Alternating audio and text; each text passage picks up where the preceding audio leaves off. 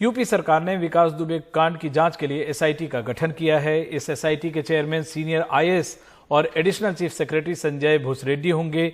ADG Hariram Sharma और DIG जे रावेंद्र गौड़ इसके सदस्य होंगे। एसआईटी 31 जुलाई तक शासन को अपनी रिपोर्ट सौंपेगी और इस बात की जांच करेगी कि विकास दुबे पर दर्ज मुकदमों में क्या कार्रवाई हुई।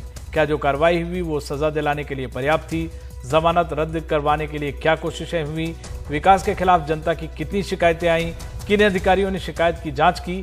क्या कार्रवाई हुई? पिछले 1 साल में उसके संपर्क में कितने पुलिस वाले आए?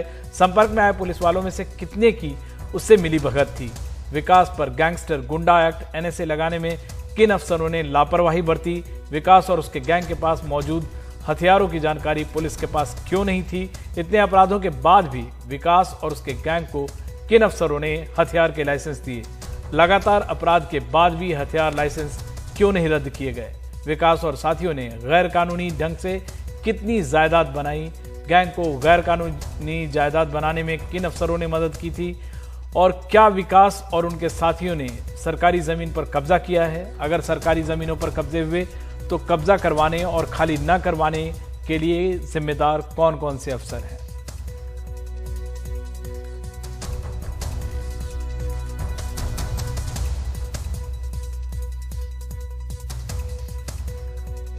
और अब चलते हैं मध्य प्रदेश के इंदौर में पुलिस के साथ मुठभेड़ में बैंक लूटने वाले 2 लुटेरों के घायल होने की खबर है।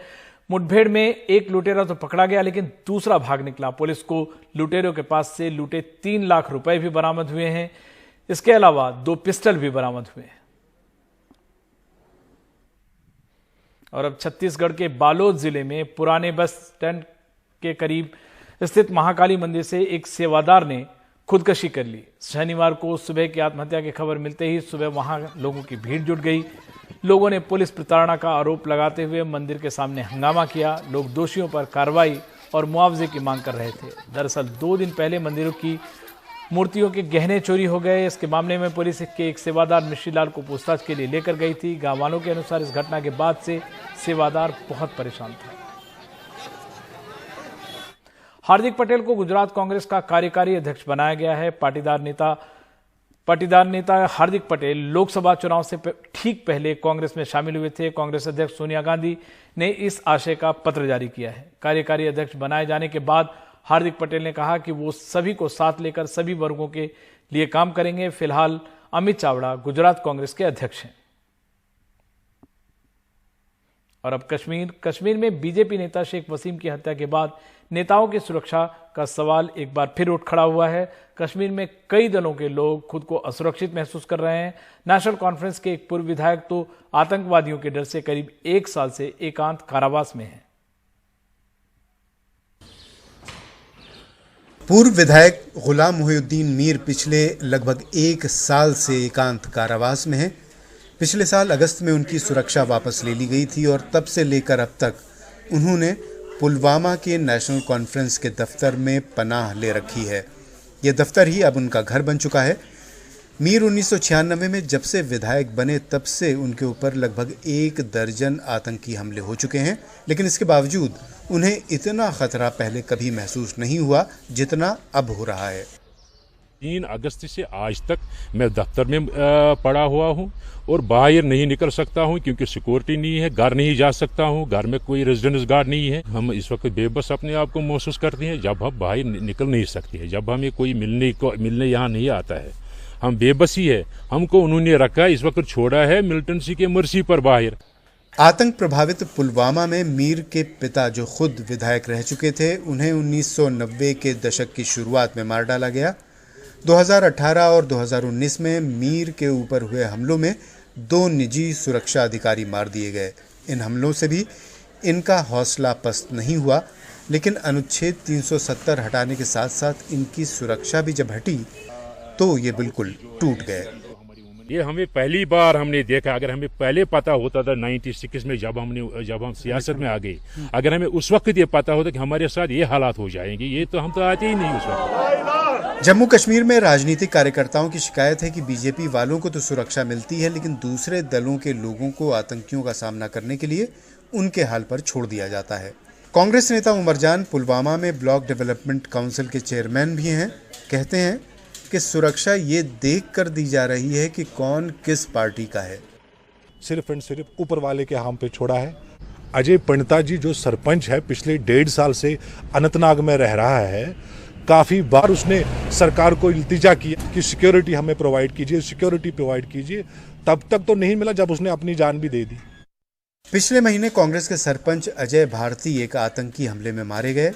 बांदीपुर में बीजेपी के नेता और परिवार के 2 सदस्यों के मारे जाने के बाद खुद बीजेपी सुरक्षा इंतजामों से खुश नहीं है।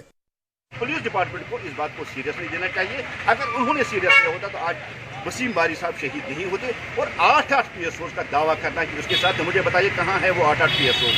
अगर 8-8 PSOs है तो इस साइड में से सिंगल गोली क्यों नहीं चली, दहशतगर्द कोई क्यों नहीं मरा है। पुलिस डिपार्टमेंट को इस बात को देखना चाहिए और इस बात को उनको जवाब देना। यहाँ पॉलिटिकल वर्कर्स का कहना है कि कश्मीर में इससे पहले कभी भी भारत नवाज मेन स्ट्रीम का मेंबर रहना इतना मुश्किल नहीं था जितना अब बन गया है। हर लम्हा खौफ के साये में गुजरता है। 1 साल से उनकी सिक्योरिटी छीन ली गई है, घर से बेघर हो गए हैं। बांदीपुर में बीजेपी लीडर और उसके परिवार पे हमले के बाद उनकी परेशानियां और बढ़ गई हैं। पुलवामा से नज़ीर मसूदी, NDTV इंडिया के लिए। और अब चलते हैं तेलंगाना के निजामाबाद में सरकारी अस्पताल की बड़ी लापरवाही सामने आई है। यहाँ एक कोरोना पीड़ित की मौत के बाद उसके शव को एक ऑटो में कब्रिस्तान तक ले जाया गया। लापरवाही की इंतहा यह भी हो गई कि शव के साथ किसी को भी नहीं भेजा गया।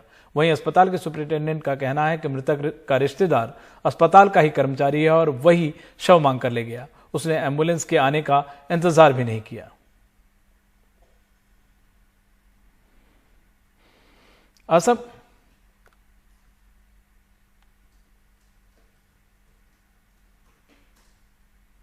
असम के डिब्रूगढ़ में बाढ़ से हालात बिगड़ते ही जा रहे हैं। ब्रह्मपुत्र नदी खतरे के निशान से ऊपर बह रही है और जलस्तर के और बढ़ने की आशंका जताई जा रही है। डिब्रूगढ़ को बाढ़ से बचाने वाले बांध पर भी खतरा मंडरा रहा है। बांध के नीचे से नदी का पानी बहुत तेजी से निकल रहा है।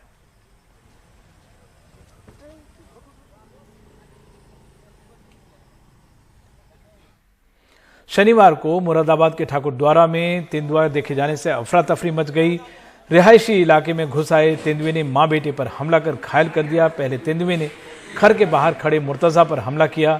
चीख पुकार मचने पर तेंदुआ घर में घुस गया और मुर्तजा की मां पर हमला कर दिया, जिसके बाद गुस्साए लोगों ने तेंदुओं के घेर कर लाठी डंडों से पीट कर घायल कर दिया और पुलिस को सूचना दी गई। पुलिस और वन विभाग की टीम ने तेंदुए को कब्जे में कर लिया। तेंदुए का उपचार करवाया जा रहा है और घायलों की भी सरकारी अस्पताल में दाखिल किया गया है।